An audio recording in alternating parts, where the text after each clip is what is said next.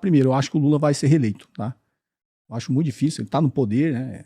O único que não conseguiu foi o Bolsonaro porque situação, fez muita besteira, né? Ele conseguiu um feito de não ser reeleito tendo a máquina pública na mão, né? Exatamente. Então, acho assim, obviamente vai ter todo o que a gente falou, né? Essa influência dos Estados Unidos para tentar mudar o governo aqui, que não seja o Lula não seja reeleito, mas o Lula, gostando ou não dele, ele é um animal político, né?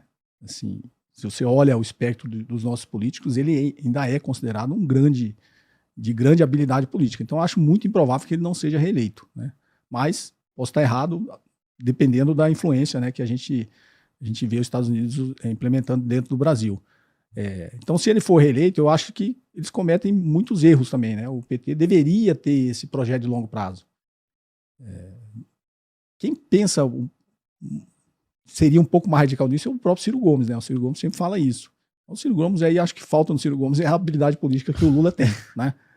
Mas, estrategicamente, eu acho que o pensamento do Ciro Gomes é muito mais avançado que o do próprio PT. Tá? Então, eu acho que se for um governo de esquerda reeleito, vai depender de como ele for reeleito. Né? Geralmente, os governos, quando são reeleitos, no primeiro semestre, né, nos primeiros 6 meses de governo, ele tem um poder maior de mudar muita coisa e utilizar esse capital político que ele chega com uma eleição. Né? E eu acho que os governos não têm aproveitado isso, né? E aí depois você deixa passar 6 meses e tal, aí já o próprio Congresso, as forças políticas começam a se reacomodar, começam a se acordar para manter os privilégios. Você não consegue mudar muita coisa. Então, acho que a gente tem que mudar de uma forma mais radical e ter um planejamento de longo prazo, um planejamento de desenvolvimento do país. O país continuar sendo exportador de commodity, a gente vai continuar sendo tomador de preço, né? A gente tem que levar o país para o que a gente chama da fronteira tecnológica, da gente ser formador de preço na economia mundial. Nenhum país se desenvolveu e cresceu sem ser, em alguns setores da economia, formador de preço. Nós só somos formador de preço. A única empresa nossa que a gente fala está na fronteira tecnológica é a própria Petrobras, com tecnologia de exploração de petróleo, e a Embraer. Né? Que está lá.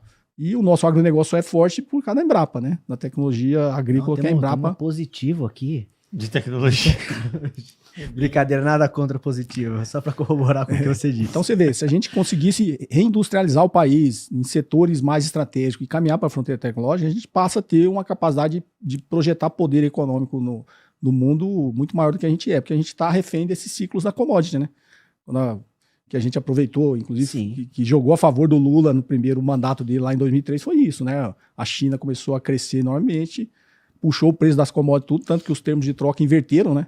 Sim. As commodities depois passaram a valer mais do que produtos manufaturados, quando você olhava para os termos 2022 de troca. Também foi um ano, falando de ativos, que quase tudo foi mal no mundo, mas commodities se valorizou. Então foi um ano que o mundo sofreu seu óleo Ibovespa positivo em 2022, porque foi carregado por essa tendência de commodities.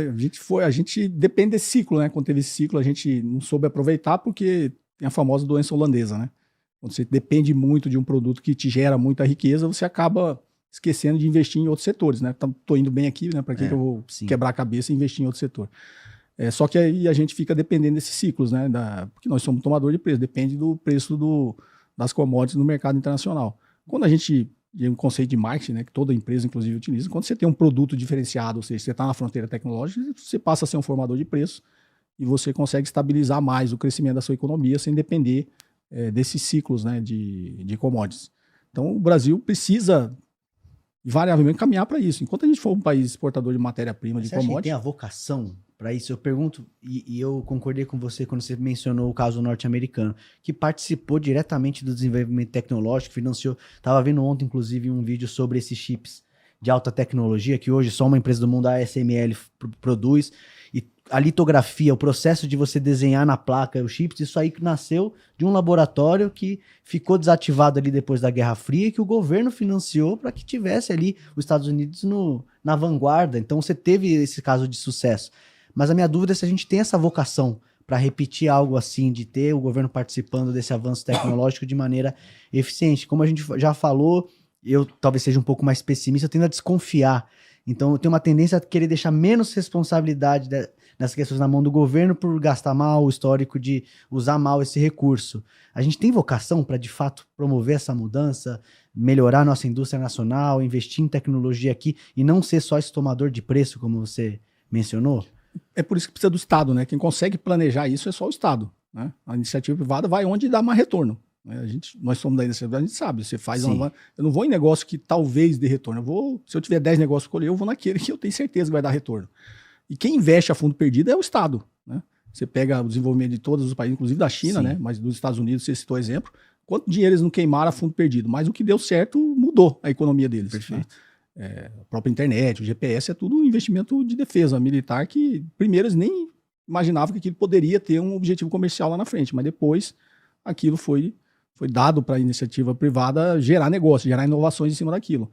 Então, o único que consegue planejar, por isso que eu estou falando, não é você ser contra a iniciativa privada ou a favor do governo, você acha que os dois têm que caminhar junto. Né? O Estado tem capacidade de planejar, de investir, até teoricamente a fundo perdido, mas lá na frente isso vai dar resultado. Vocação, enquanto civilização, nós temos. Você pegar todas as empresas de tecnologia do mundo, tem um brasileiro lá, tem um engenheiro lá desenvolvendo aquilo. Perfeito. E qual que é o nosso grande problema? Que a gente não tem empresa aqui, por que as pessoas vão para fora? Né? Que existe muita crítica também, que não é só investir em qualificação. A gente passou muito tempo falando, o nosso problema é educação, é qualificação. Não, o nosso problema é ter emprego para quem é qualificado. Né? Porque os melhores cérebros no Brasil não estão no Brasil. Estão trabalhando em empresa estrangeira, estão gerando riqueza para outro país, né? Para outras empresas. Então, o brasileiro é muito, muito criativo, né? Talvez, o que eles chamam do catch-up, né? Para a gente mudar de nível, a gente tem que, obviamente, formar mais engenheiros, né? Mas os que a gente já forma não ficam aqui, não tem emprego para eles aqui. A gente acabou com a nossa indústria, né? Eu sou engenheiro e vim para o mercado financeiro. Não, eu quando tive minha boutique de M&A aqui em São Paulo, os 12 analistas nossos eram engenheiros. A gente gostava, o engenheiro é muito mais disciplinado, tá? Assim, sob o ponto de vista. A gente já tentou ter economista, mas assim, eles eram muito mais disciplinados para aprender, né? No aprendizado. Então a gente tinha engenheiro do ITA, um cara que podia não estar no mercado financeiro, podia estar numa indústria de alta tecnologia, né? Só que não tem emprego e outro, o mercado financeiro remunera muito melhor, né? Então também tem tá muito naquele documentário Inside Job, que eles fazem essa crítica, né?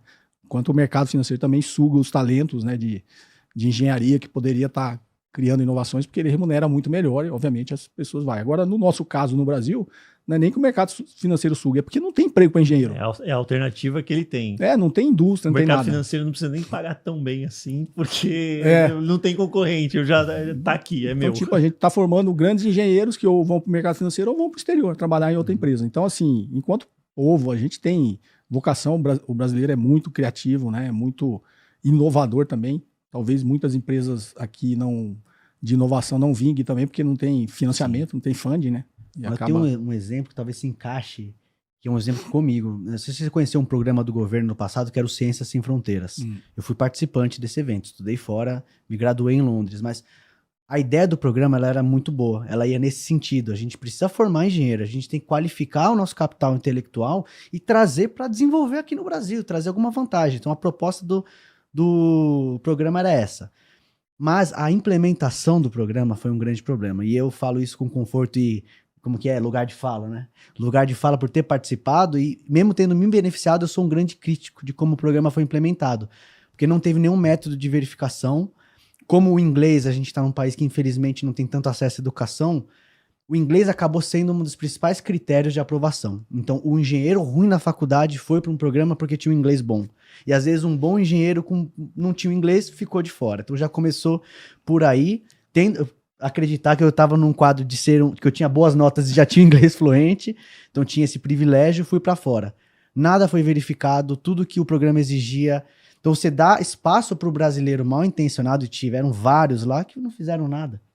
Eu tive colegas que, por ali uma artimanha de negociar com a universidade, tinha uma aula por semana. Eu falei, já que eu tenho só uma aula por semana, eu não vou nem nela. Vou pegar esse dinheiro público e vou viajar. Isso, pessoas de espectro político diverso, direita, esquerda, e foi um grande desperdício de dinheiro público. No final das contas, essa pessoa veio e também não tinha obrigação de desenvolver um projeto. Eu tendo a acreditar que eu consigo ainda devolver um pouco, porque eu tô aqui falando para bastante gente, a gente trabalha com educação financeira, então eu sinto que de alguma maneira eu retribuo um pouco do favor.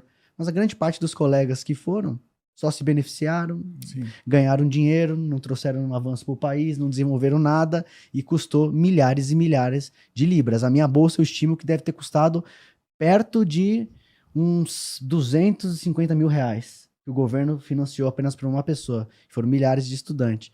Talvez a gente não pode aí chegar na conclusão que a gente precisa realmente melhorar o uso desse dinheiro para que o efeito seja obtido. Os controles. Os controles. Os controles, né? Porque e o planejamento. Num espectro bem menor, mas você tem empresas que dão bolsa para o funcionário poder fazer um MBA, alguma coisa. Qual é a chance de, na empresa, você não ter controle nenhum, zero de entregar documento, de entregar... Qual é a chance? Zero. É zero. Pode ter alguma fraude, alguma coisa, algum funcionário da empresa está mancomunado com o funcionário da área que recebe a documentação, mas aí a gente está falando da exceção. O processo está bem desenhado. O processo. Mas ali você tem um mal intencionado, e quando o mal intencionado quer fazer, mesmo num processo bem feito, ele vai tentar arrumar um jeito de... Agora, não existiu o processo, aí é sacanagem com dinheiro público. Deu muita responsabilidade ali a falta que eu falei, a falta de planejamento, né? Investiu, formou, mas e depois, né? Não tem controle, não tem um planejamento do que fazer com essa mão de obra depois. Tive colegas que chegaram na hora do TCC, não vou entregar não. Por quê? Porque eu não tô afim, vou viajar. E saiu de lá sem a oportunidade de voltar com diploma. E tudo que eu queria era poder voltar com diploma. E falou, não vou fazer não. Então foi lá e nem trouxe a graduação, nem terminou. Então você deu muito espaço para que um jovem que não é maduro ainda fosse responsável. Às vezes não tem condição de ser ainda. Então você tem que ter alguém que fiscalize ali um pouco. Essa é um pouco a opinião que eu tive e fui bastante criticado, porque muita gente falou, poxa, você usufruiu do programa e tá falando mal. Eu falei, poxa, talvez eu que seja a pessoa que tem mais qualificação para criticar, porque eu vivi o programa. Coisa, nesse tipo de processo, o que você tem que fazer? Pô, na metade do programa, esse cidadão que tá fazendo essa gracinha, o que você faz? Você traz de volta, acabou, cortou. Porque eu estanquei a perda de dinheiro. Eu só perdi metade da bolsa. E a gente assinou um contrato. Como Estado, eu só perdi metade dessa bolsa. Porque o Estado também tem o direito de errar. Sim. É isso que a gente diz. Você tá falando, tem que ter os controles, né? É isso, é importante ficar na cabeça da população. O Estado não é imune a erro. O Estado também tem direito de errar. Ele pode implementar uma política pública que fracasse. Mas jogou dinheiro público no lixo. Pô, a empresa também joga, né? Você acha que a gente aqui no Grupo Primo acertou todos os projetos que fizemos até agora? Lógico que não. Já erramos, perdemos dinheiro e tocamos a vida. Então o Estado também tem direito de errar. O importante é você reconhecer e errar o menor possível, né? Não deixar o cara ficar... Quanto tempo durou o projeto? Pelo menos um ano. O cara ficava um ano e meio, viajando com dinheiro público. Uma beleza, não se formou. Não, estanca, né? Estanca antes.